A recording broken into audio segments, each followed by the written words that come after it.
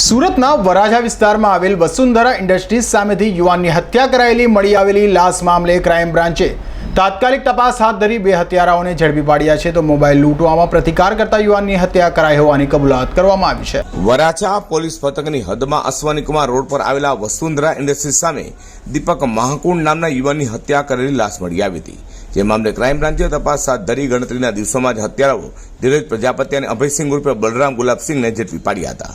Police પૂછપરછમાં હત્યારાઓએ જણાવ્યું હતું કે તેઓ બાઇક પર 3 સવારી શહેરના અલગ અલગ વિસ્તારોમાં ફરતા હતા, ત્યારે રાત્રિના સમયે રોડ પર મોબાઈલ ફોન પર વાત કરતા રાહદારીઓના હાથમાંથી મોબાઈલ ફોન ઝૂંટવી લઈ તેમજ એકાંત રસ્તા પર ચાલતા જતા રાહદારીને રોકી તેમનું ચપ્પુ બતાવી તેમના ખિસ્સામાંથી મોબાઈલ ફોનની લૂંટ કરી મોટરસાયકલ પર નાસી જતા હોય।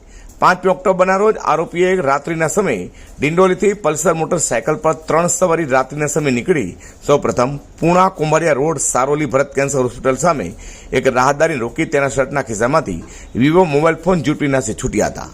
ત્યારબાદ પલ્સર પર સુમુલ ડેરી રોડ શાંતિ મંગલ હોલ સામે એક મહિલાના હાથમાંથી મોબાઈલ ફોન લૂંટી ભાગી છૂટ્યા હતા।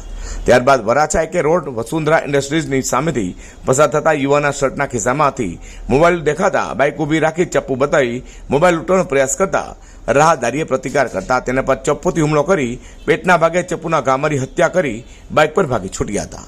હાલ તો પોલીસે હત્યારાઓ પાસેથી 3 મોબાઈલ ફોન કબજે કર્યા છે અને હત્યારાની ધરપકડ કરી છે। અઝર કુર્સી સાથે પ્રકાશવાળા।